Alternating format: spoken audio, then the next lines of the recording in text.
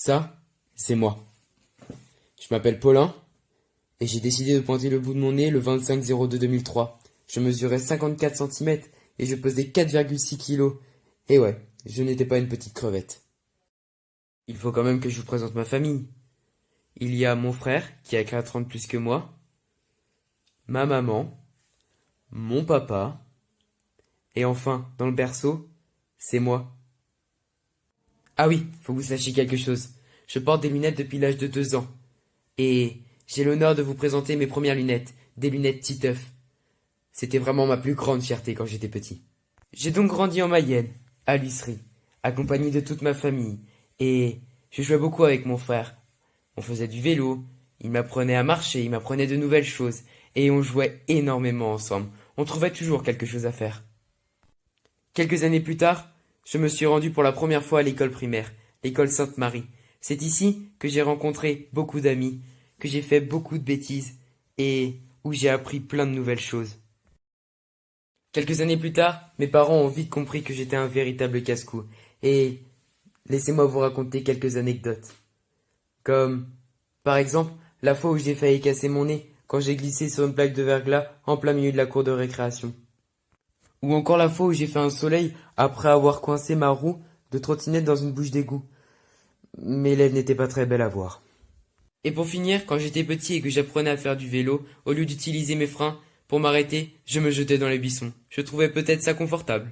Dans ma vie, j'ai testé beaucoup de choses, comme par exemple le hand pendant 4 ans, la trompette pendant 3-4 ans également, ainsi que la chorale. J'ai aussi testé quelques séances, le judo. Mais au bout de la 3e séance, un pote à moi m'a fait un hippon. Croyez-moi que je n'y ai jamais remis les pieds. Et pour finir, j'ai fait également du tennis de table. Mais comme la vie de sportif ainsi que de cascadeur n'était pas trop faite pour moi, il fallait bien que je trouve quelque chose. Et ce quelque chose, je l'ai trouvé grâce à ma mamie.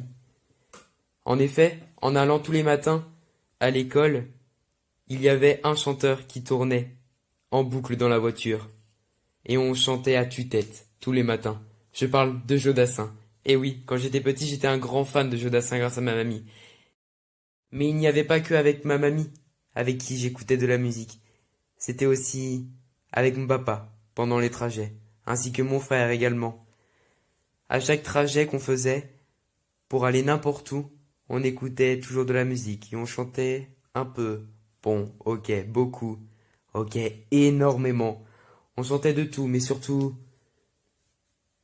du Renaud, et oui, Michel Sardou. Et notre chanson préférée, c'était Tirer des caisses. Et puis vient les années du collège, où je fais de nouvelles rencontres, mais également, je rentre dans une association, Musique Avenir.